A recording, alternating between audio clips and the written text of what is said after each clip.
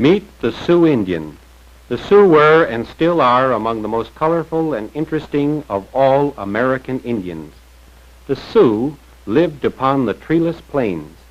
Their villages extended from western Minnesota through all of South Dakota into the eastern edge of Wyoming. In this grassy country lived great herds of bison or buffalo. The Sioux hunted the buffalo for food, shelter, and clothing. Since herds of buffalo roamed across the plains, the Indians were forced to follow. The Sioux carried their possessions on a device called a travois. The travois was nothing but two poles, one dragging on either side of the horse with the luggage lashed to the poles. The Indians did not have horses before the white man came to America. Horses were first brought to America by the Spaniards, who used them to ride northward as they explored the country. Some of the horses escaped. Gradually they multiplied and spread out over the plains. The Sioux learned to capture and tame these wild horses, though often they preferred to steal horses from other Indian tribes. Before the Indian had the horse, he used the dog, which pulled a smaller travois. The Sioux lived in a home called a teepee, which means skin tent in their language. It was never called a wigwam. It was the duty of the women to put up the teepee. First, 3 main poles were set up, and then other poles were laid against them. Finally, a cover made of buffalo hide was spread over the poles to make a snug tent which kept out the cold winds of the winter plains. The cover was laced tight and flaps adjusted so that air would circulate through the teepee. Since it could quickly be taken down and put up again, the teepee made an excellent home for the wandering Sioux. Before a buffalo skin could be used for a tent cover or for clothing, it was carefully cleaned of flesh and pegged hair side down upon the ground. This loosened the hair. After several weeks, the skin was turned over and hair scraped off with a crude tool made of wood and stone. The skin was pounded vigorously with a stone to soften it and pulled back and forth over rawhide to make it pliable. From the tendon of a buffalo muscle, the Indian woman pulled a tough fiber called a sinew. The woman softened the sinew in her mouth and rolled it on her thigh to twist it into a thread. The thread was used to sew skin clothing. This clothing was often embroidered with bead designs. A sharp bone awl pierced the skin, and the sinew thread was drawn through to pull the glass beads into place. The design took shape to make a picture of mounted Indians on a jacket. Glass beads were first introduced to the Indian by the white man, who used them in the fur trade. Before the white man came, the Sioux Indian used the quills of the porcupine to decorate their clothing. The quills were dyed in bright colors with plant juices and minerals. An assortment of colors were kept handy when a woman used them for embroidery. Each quill was first flattened by pulling it through the tightly clenched teeth.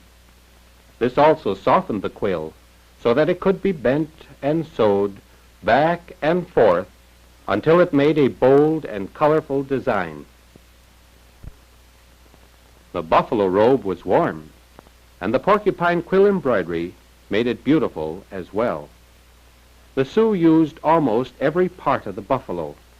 From the horns they cleverly fashioned spoons, and the hide from the back of the head made an excellent bowl. After a buffalo hunt, the meat was cut apart and distributed equally to each Indian family. It was the task of the women to gather wood for the fire. A fire was started with a friction drill. Wood spinning upon wood became hot, and a smoldering spark began to burn. The meat was roasted on top of hot coals. Every part of the buffalo was used. The intestines were roasted and considered a delicacy. Often the Sioux used a most unusual cooking pot. The stomach of a freshly killed buffalo was carefully suspended between 4 upright sticks. Then with a horn spoon it was filled with fresh water. In the meantime, stones were heated on a nearby fire. Using sticks, the Indian cook placed hot stones into the water, which set it to boiling fiercely. Quickly the meat was placed into the boiling pot. Bits of wild turnip were added for seasoning, and more meat.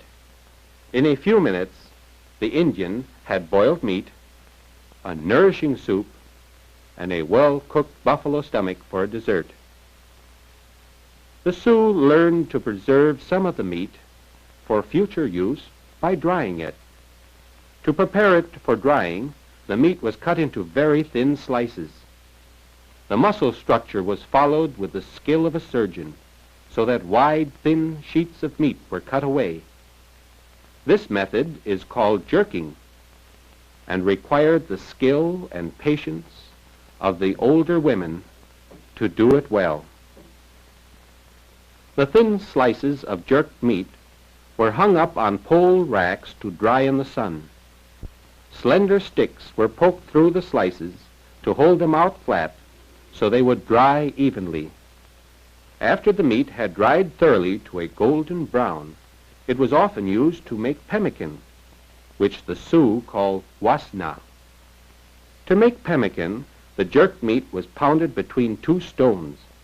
It was pounded almost to a powder. Pemmican is one of the most nourishing foods in the world, and it is light and easy to carry. That is why it made an excellent food for the Sioux, who were constantly on the move. Dried cherries have been added and pounded into the mixture. An oily marrow obtained from split bones was added to keep the mixture from spoiling. The pemmican was formed into small meatballs and packed away. The Sioux depended upon plants as well as meat for food. Buffalo berry bushes were beaten, and the bright red berries fell upon a skin spread out on the ground. Leaves and twigs were picked out. The berries were mashed and pounded between 2 stones in a buffalo hide bowl. Despite the fact that these berries were tart and sour, no sweetening was added, even though they would be used as dessert after a winter meal of pemmican. Flour was worked into the crushed berries to soak up the juice. The mixture was shaped into patties and thoroughly dried and stored away. The Sioux used many kinds of wild plants for food. It was the task of the women to dig wild turnips. This spicy vegetable was used in soup or with cooked meat. The turnip was peeled soon after digging, for the skin would get tough upon drying. Always the Sioux thought of the long winter ahead, and a large part of the harvest was braided into long strings and packed away in leather bags. Sometimes the Sioux remained in one place long enough to raise a crop of corn and pumpkins. After harvesting the corn, the Sioux boiled the ears and hung them up to dry. During the following winter, the corn could be placed in boiling water and restored to its former freshness.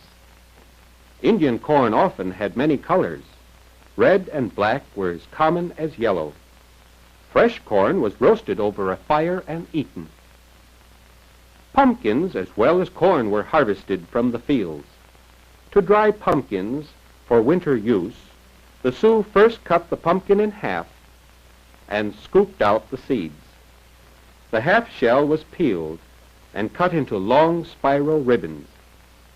Round and round went the knife, cutting the pumpkin into strips that would dry quickly. The long ribbons of pumpkins had to be handled carefully to keep them from breaking as they were hung upon poles to dry. Now you have met the Sioux Indian. You have learned that he followed the herds of buffalo, using the travois to carry his possessions. You learn that he prepared the buffalo skin for clothing and lived in a skin tent called a teepee, that he learned to dry meat and to dry plant foods to provide for the long winter. Now that you have met the Sioux Indian, see how much more you can learn about his way of life. Tribes. Before the Indian had the horse, he used the dog, which pulled a smaller travois. The Sioux lived in a home called a teepee, which means skin tent in their language. It was never called a wigwam. It was the duty of the women to put up the teepee. All American Indians.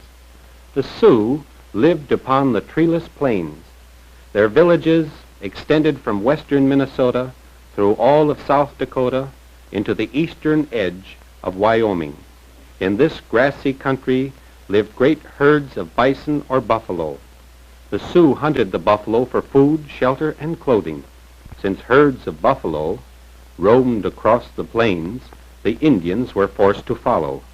The Sioux carried their possessions on a device called a travois. The travois was nothing but two poles, one dragging on either side of the horse with the luggage lashed to the poles. The Indians did not have horses before the white man came to America.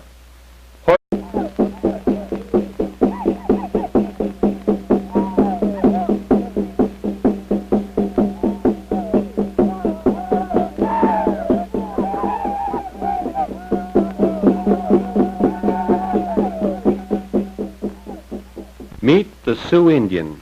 The Sioux were and still are among the most colorful and interesting of horses. Were first brought to America by the Spaniards, who used them to ride northward as they explored the country. Some of the horses escaped. Gradually they multiplied and spread out over the plains. The Sioux learned to capture and tame these wild horses, though often they preferred to steal horses from other Indian